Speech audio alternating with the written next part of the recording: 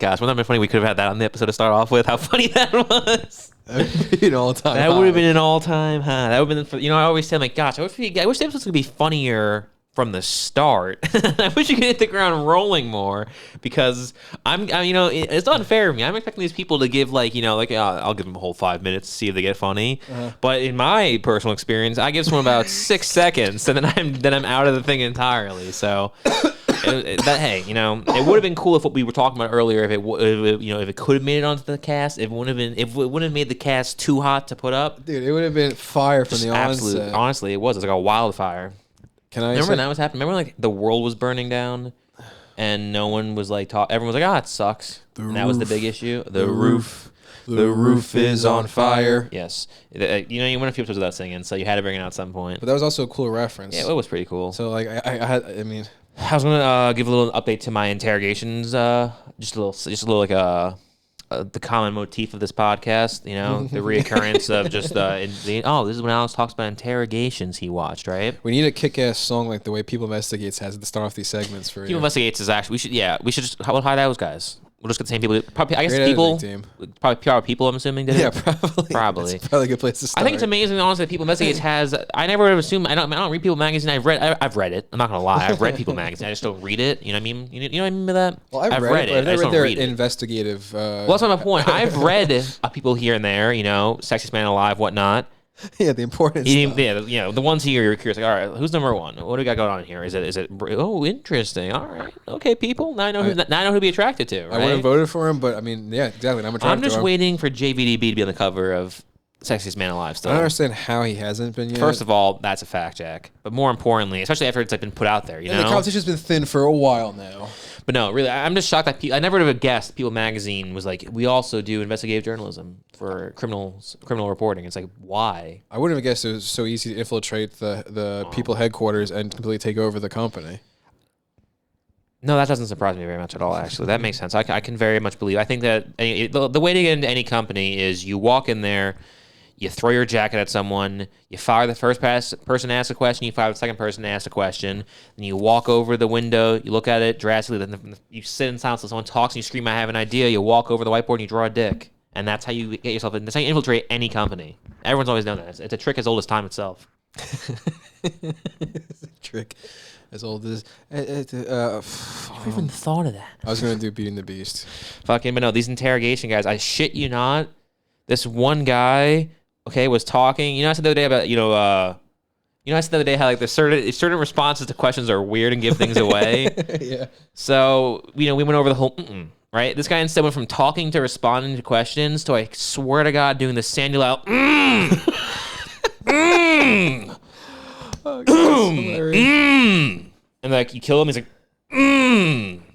So they're staring. I'm like, what are you clearing it? What are you gonna do? You gonna talk? And I was like, that's the least human thing I've ever seen someone do. Did he actually make that sound? Yeah. Or was it like an actual clearing the throat? Or was that ridiculous?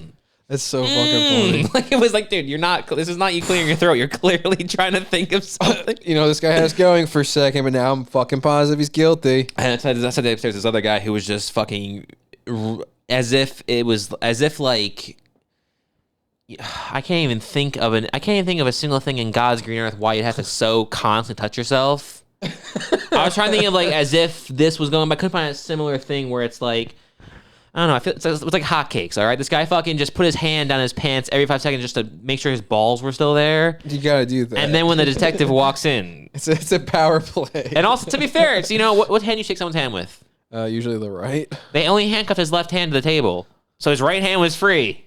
What else are you gonna do? Maybe you should have handcuffed. Maybe you should have handcuffed. I don't know what to tell you. Any logical person, when they have one hand who's free, they're gonna jerk themselves off. But then he started shaking the detective's hands, and that was just quite funny. But at the very end too, so when they walk in, they're like, "Oh, hello, nice to meet you." They shake his hand, and they don't know he's a ball. They don't know he's got a serious case of ball touching yet. They had no idea. Oh, so that is a real disorder. Believe it or not. It's like it's one of those things that just doesn't get like hoop. Hands off our penises. Dude, that doesn't happen nearly enough. It's like a Doberman. Let it have its ears. I've always thought it was like a Doberman. Let it have its ears.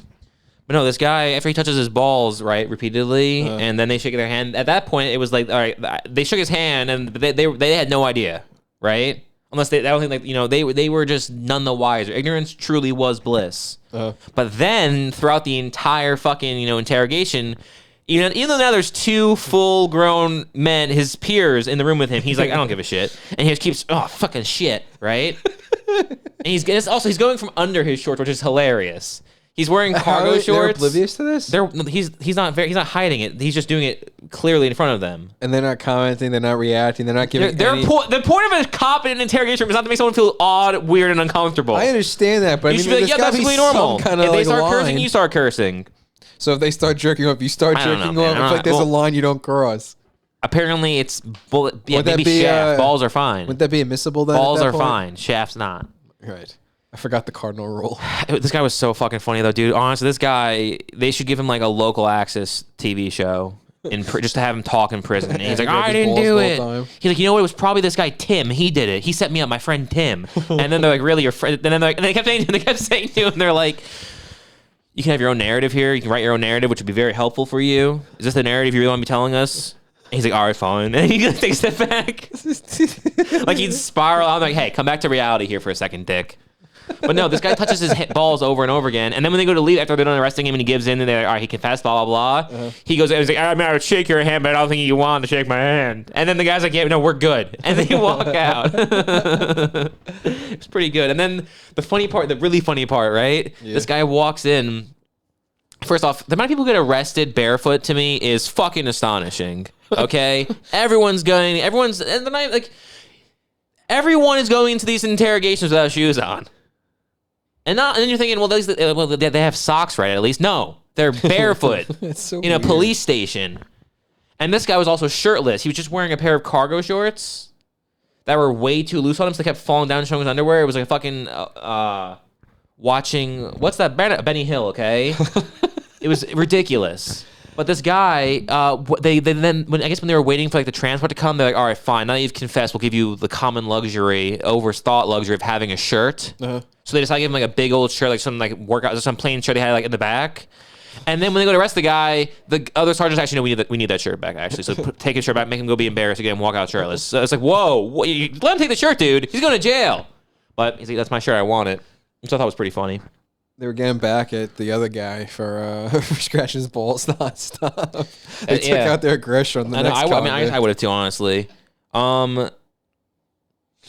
I listened to one of the Oh my god, I'm not done. I'm sorry. 2 more notes I have to get through about that, dude. Fucking 2 more things that are hilarious. It's the same idiot on the security footage, right? It's so funny. They fucking, I mean, yeah, okay, I get it. He killed someone. That's sad, but there's joke in there. That's what average you hope for is to find humor in sad things, you know?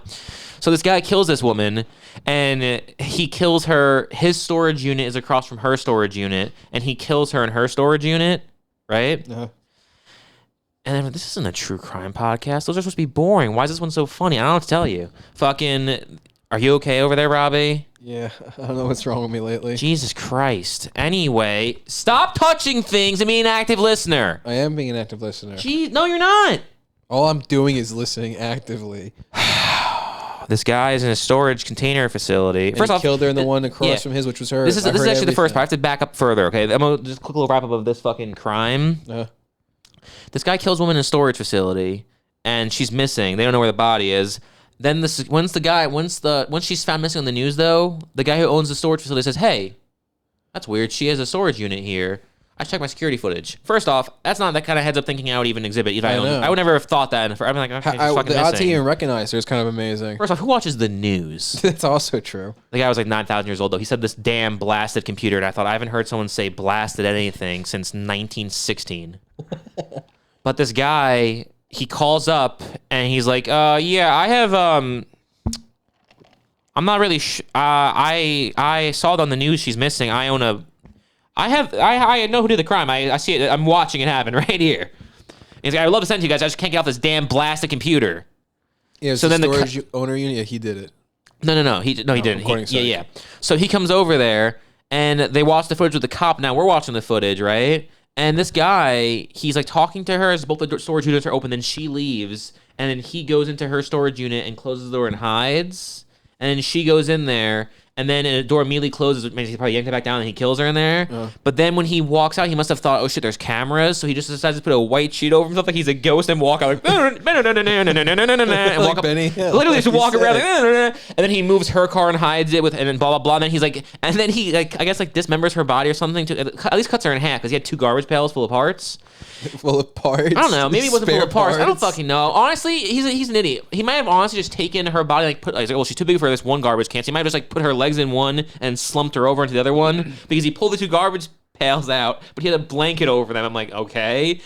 And the hilarious part, though, putting the blanket over himself in the garage pails with him invisible. I don't know, because when they went into the interrogation, they pulled this guy in there. They're making him think he's only in there for a break and entering charge. So he's all comfortable, casual, doesn't think he's being very open because they don't know what I did, right?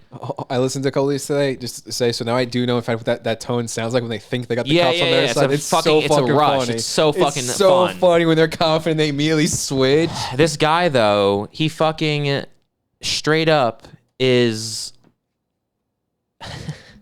He says to they mentioned him this what we doing today. He keeps saying he's like no concept of time. Like, I don't know, 2 3 days 4 5 days. My days are all blending together. I don't know, 24 feet. Exactly. And then they're like, so did you see them this morning? Like, that might have been this morning or yesterday morning. I couldn't tell you for sure. Like, you couldn't tell us for sure if it was this morning, as in 3 hours ago, or 27 hours ago. And he's like, I really can't tell you. My concept of time is non-existent. It's like, okay, that's interesting. That's besides the point, okay? Then they tell him, well, did you go to this storage facility today? And he's actually becoming burnt. I hate myself. Did you go to the storage facility today? I hate myself. Did you go to the storage facility today? And he's like, actually, yeah, I did. It's my father's storage facility. It's not mine, but I went over there. I dropped some stuff off. Yeah. Oh, I'm sorry. The guy that said I saw this on camera was the dude's dad? No, that's funny because a lot of people in the comments got confused about that too. No, because this guy kept saying his dad, so everyone assumed it was the same guy turning his son in. That's fucking It funny. wasn't that. No, it was his. No, he was just, the storage unit he was at is owned by his father. It's a 35-year-old guy who was at his father's unit. Gotcha. And the man who owned the storage company, he called it in. But no, this fucking makes way more sense. It makes way more sense, but you're not the only one who thought that. And the funny, you have the right to think that because it's me explaining it. It's an hour-long video, and I saw 70 comments people saying, "Wait, so his dad turned him in?"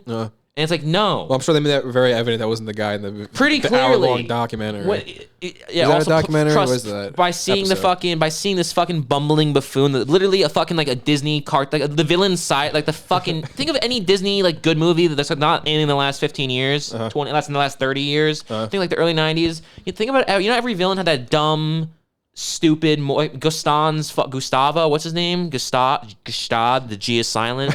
What's the guy's name? Stad, that's who it is. Stad. You know Stad's sidekick, how he's just that dumb fucking idiot? His name, though. I don't know. And you know how fucking Captain Hook's moron friend? Yeah, Smithers. You know how Disney's just like, let's just have a fucking real circular, roly fat guy? Yeah.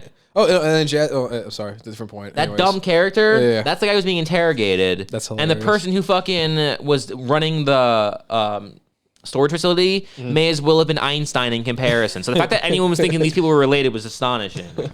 Okay, this person, that guy could not find someone dumb enough to fuck for his kid to come out that stupid. Okay? Jeez. That's a fact. So the dumb kid, though, does he think he's smarter than the cops? Is that the scenario? Yeah, he does. It's hilarious. Amazing. Is this the guy that is this?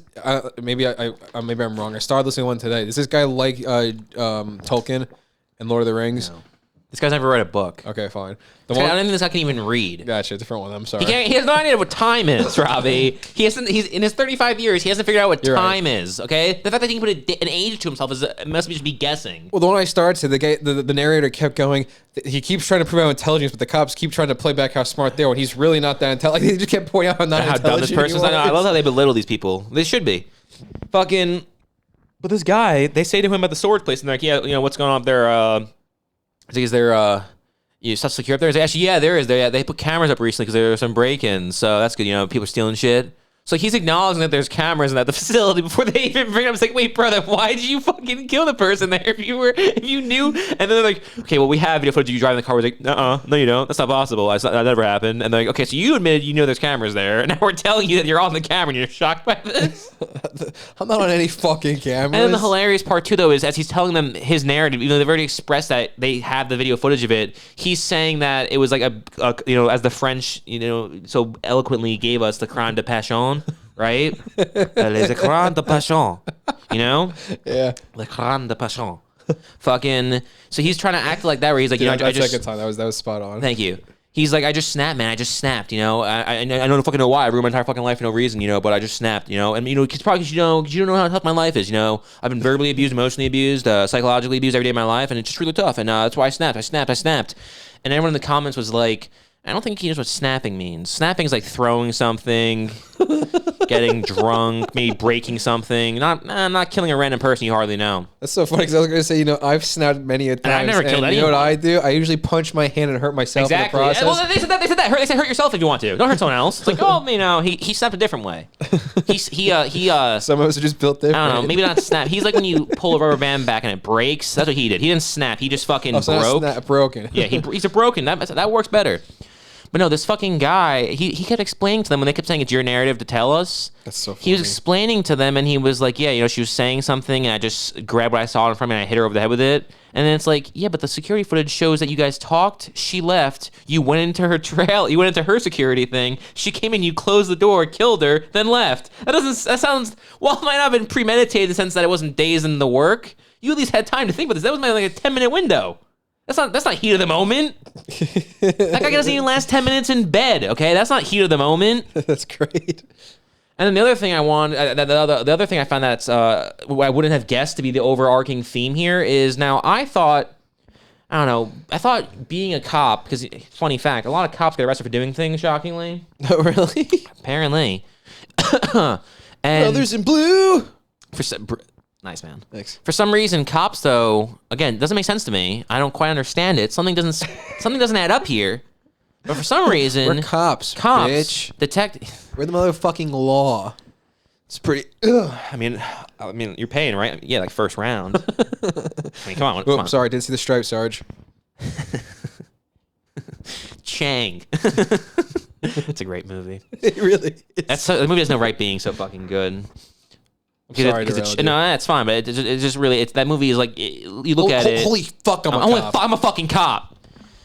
No, but really, you'd think cops would have a slight advantage in an interrogation room, being that they've been on the other side of the table before. Apparently, I guess it's like, that kind of does the whole thing about I guess when you sit in the other end of the table, there's like some sort of like shift, like interdimensional void you go through, because when they go to that chair, their entire existence has miraculously and unexplainably been stripped from them. Dude, you say my chemistry changes how I sit in the seat. It happens. These fucking guys, it's like these cops are in there, and it's like he says like, I need a lawyer. I'm like, all right, smart person. That's weird. How is this a 50-minute video if he got a lawyer in the first 2 seconds? I'm like, clearly someone's. And then it says the narrator is like, not a good lawyer.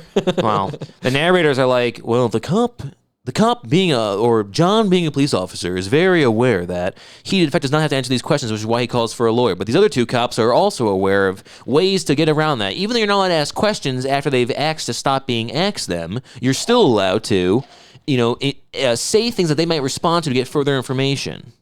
Right. Okay. So then it hits play, and these cops are they're not asking him questions. They're being very cognizant to not ask questions, huh? Catch the game last night? No, that's a question. Yeah, I realized that. They're saying stuff like, well, do you have any questions? They're like, so is there anything? Well, I guess this is a question. They're like, is there anything else you want to ask us? And then he's like, I mean, there's a lot to know. Like, okay, and he's like, I want who gets killed. Like, well, we could tell you that. And then they're like, of course, we could say things, and then you could tell us things. And then so they keep just doing that with like, yeah, well, we can tell you, and then however you feel, you could give us that. And he's like, yeah, I guess I can do that. It's like, bro, I don't need no lawyer for that. And that's my point. It's like, bro, you've done that to other people before. The one guy was a sheriff. Like, he must have been a somewhat successful cop. And they're all insane, dude. Maybe they're thinking like they go into a shock because of the fact that they're on the other side of the table. They've sat in a different chair this time. You can't be playing me. Like this one I watched, these guys, it was a cop who killed a cop at a cop convention. Or a seminar, rather. So it was like two cops from, like, let's say fucking... Sheboygan. No, Des Moines, right? And they were in fucking Georgia. They were in Atlanta for some reason doing a cop seminar. And it was the sheriff and his partner, which I didn't think sheriffs had partners. I thought sheriffs, just sat at a desk all day and... Oh, they were the boss. Yeah, but I didn't think they rode around and had a partner. And also, what the fuck's the partner then? That's not the thing is equal. Like, two detectives. That's a partnership. Sheriffs. No, there wasn't a sheriff. He's just a cop or a detective. So how does the sheriff have a part? How's his partner lesser than him? Like he's supposed to have a partner. But this fucking cop, so apparently they like went to a hotel staying and they were drinking a bunch, and then they got into like a fight, and the cop like beat him to death. So then now he's talking to two cops, and they're like, well, this is pretty crazy, but you know, we this isn't something we never want to arrest one of our own, and you also killed brothers in blue, and you also killed one of your own, and like, you know, our precinct's confused because we're having a nice, you know, everything was fine, and we called they're very confused what's going on over there, like how'd this happen? And then the guy just keeps saying, as they're telling me, he's like basically he's doing like I shot the clerk the entire fucking time, and he's just going about it where he's like, that's unbelievable. They're like, yeah, you beat him to this. Like, that's unbelievable. And they're like, okay, why is that unbelievable? He's like, I just can't believe it. And they're like, well, you know what unbelievable means. Why do you think that's unbelievable? He's like, I just can't believe it. I can't believe it's unbelievable that I did that. Like, it's okay. What? Well, do you have any memory of the night? And he's like, no. And they're like, okay, let's jog your memory for you. He's like, maybe you could jog my memory for me. And they're like, okay, thanks. And then they start talking, and they're telling him, they're like, this guy's still drunk when he's being interrogated? Probably. They're telling him, like, so apparently, you know, you guys got into a fight, and the guy walked in who had a noise complaint. It was the third noise complaint of the night. He walks in, you're on top of him, and people heard him yelling, Mike, stop, Mike, stop, Mike, stop. And you were on his chest punching him, and his eyes swollen shut, and he was dead. And then when you were pulled off of him, you fell to the bed, rolled over, broke your nose, and cut your lip open. And he's like, that's unbelievable. What? That's unbelievable. That is an that happened story. last night? That's unbelievable. I didn't know that would happen. And they're like, okay. And this was just the entire 40 minutes. And it's like, this person, he didn't even seem remorseful either. He just kept saying, that's unbelievable. He wasn't like, oh my God, I can't believe I killed my friend. He's like, that's unbelievable. I killed my friend. He just went into that's unbelievable. Shock. Yeah, but I guess he shut down. I guess, I don't know. He was barefoot. Okay, I'm sorry. And also the law is was barefoot. Caught barefoot, dude. That guy probably shouldn't be a cop to begin with. Nobody in their right mind walks around barefoot, man. Maybe it's like maybe he's like a sign of respect. Take your shoes off. Yeah, when you're on holy ground. What? When you're on holy ground. Yeah, like a police precinct. You said before about the guys getting the false confidence with the start of the thing, and remember you were watching one about the kid who killed his grandparents. Yeah. So I listened to that one today. I shot my grandpa, then I shot my grandma. So last night I'm watching the tail end of it, just seeing the part when he starts crying. I'm like, dude, this kid sounds innocent. I think his grandpa really beat the shit out of his kid just I don't. In a crime of passion, like you said. Crime de passion. Then I listened to the whole thing today. Dude, that kid's fucking guilty. insane. So guilty. He's fucking. He's the one that did the thing where he's like, oh, I can look at the notes, by the way. I could just. I know. I could just psychopath. What the fuck is? We talked about the rational comment thing. Like, I don't understand. I understand you might be confident, but who the fuck are you to think you can even say those things? I don't know. Of confident level or not. I don't know. What party's not saying this is fucking stupid? I should. And they kept saying how egotistical he is. It's like, yeah, but he's more dumb than he is egotistical. Yeah, because someone who is truly an egomaniac gets away with it. First off, they wouldn't say something. They'd be too much of an egomaniac to say something that dumb. Yes, they'd have that thought for sure. But that thought, there's be something in between here and fucking here where it wouldn't have come out. You know. I should talk. I suffer from the person we're making fun of, where there's no thing from here to here when it comes out. You know, I think it, and therefore it's said. Therefore, it is said. Yeah, those things are pretty fun though, watching these. I mean, hey, thanks you two for giving me a new personality again. It's pretty fun. It is feel good to have a personality again, doesn't it? It does. It's not bad. It sucked for a while. There's a period there where I was unsure. Now YouTube said, you know what you're into? You're into interrogations. So much better when it's told to you who you are, so you have to figure out who you are. Yeah, man. That's what we need. So much easier. We need less. We need less. We need more just incentives, and like the more. I saw a clip of Tim Dillon saying how no one wants actual rights. All we want is fucking like free ice cream on Fridays. No, he said like garlic knots, a cruise once a year. I forgot the things. It's a funny way he was saying, but I can't remember all the things he said. And it's just true. No one wants anything. We just want everything to be set. It's like just fucking tell us what we're into. We need. You know, we need. It's just. I never thought I said this, but we need a government with total complete authority over everything we do. It's true. We need to live in an entire authoritarian government. Well, you've said it before here. Some of us are meant to lead, and some of us are spawned to lead ourselves. So those who do, and those who can't teach. And those who can't teach Jim. I'm just joshing, yeah. The movie's fucking amazing. I was thinking that before. You know what's a funny movie? What's a funny movie? We weren't going to go on a trend there or anything. All right, my bad. Yeah. I love the part you were singing it before. It goes, no, you know what's better? Rock got no reason. Yeah, rock got no reason. Dude, that is so much better. Try singing it the other way. No reason. It's rock fucking got no stupid rhyme. the other way. You better get and also, me what to a cool school guy. The on guy's time. Jack Black is such a lunatic that he pretends to be his roommate, teaches these kids to write a song. Oh, this is Ned Schneebly. He writes a song for these kids to perform Battle of the Bands, which is just his ego What was being his blown band up. called? No vacancy. No vacancy. 1, 2, 3, 4. Hold on. I know how that song goes. I used to know that song. And the gloves are off. Dude, Sarah Silverman's back in that. Look at that. An episode about Sarah Silverman. It always happens, man. Dude, Sarah Silverman. When Once I we was talk a about kid, one I thing, we can't stop. I swear the first time I saw the movie, I just started fucking drooling. You know what's interesting? I didn't even notice her when I was a kid. It wasn't until you pointed out how how hot good Sarah Silverman is. I was like, Yeah, I fuck, love dude, Sarah Silverman. Silverman. I don't know why my brain didn't process it. I don't know, man. I never even thought of that. You know, I don't even understand why we hang out together. And it's like you said, it's like I wouldn't even thought of that. School Rock's such a good movie, though. It's a.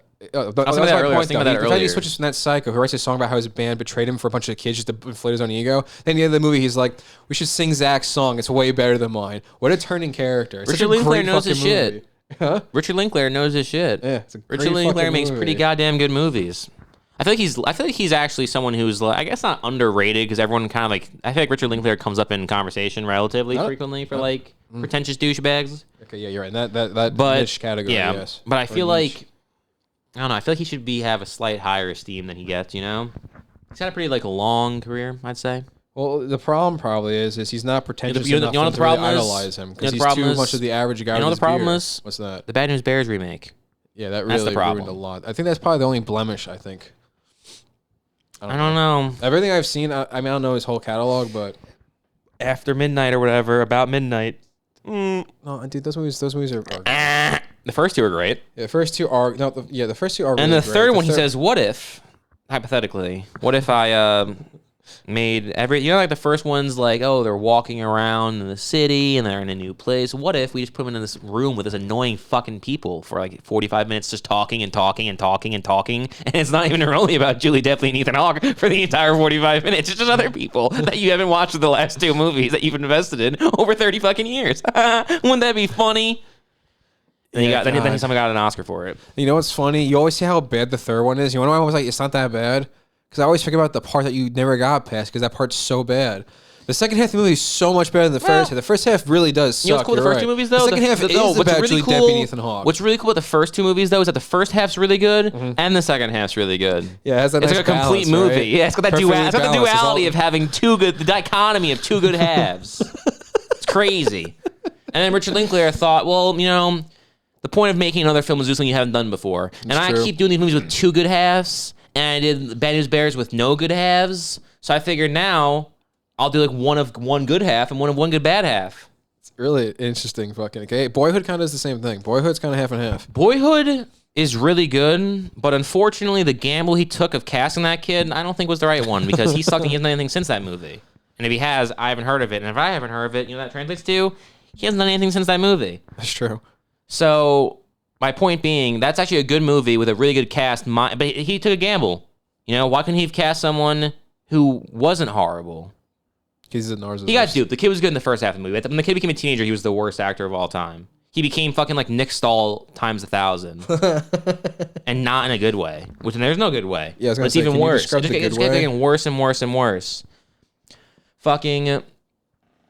I was gonna say, I thought about. I was thinking of just Billy Madison quotes earlier today, and I was thinking about School of Rock. I was thinking, like, remember, I feel like Billy Madison, School of Rock, and Happy Gilmore. There's just a period, and like that, and like Bruce Almighty, and maybe like A Night at the Roxbury for sure, and like Yeah. Dodgeball and Liar I Liar. feel like Tommy Boy kind of had it. Tommy Boy for sure. A long chunk of time. Long King Polly. And like that, whatever, like a group of like 15 comedies are just constantly on repeat, and it's like they're all so fucking funny. Yeah, we used to watch them nonstop, and we tried to find more comedies that had that. We just kept getting more and more disappointed, and we eventually just forgot about the comedies aren't funny. That's the problem. What comedy we talked about earlier? I think there was one movie I insulted earlier. I'd love to be able to wrap it back and insult it again, but I have no idea what it was.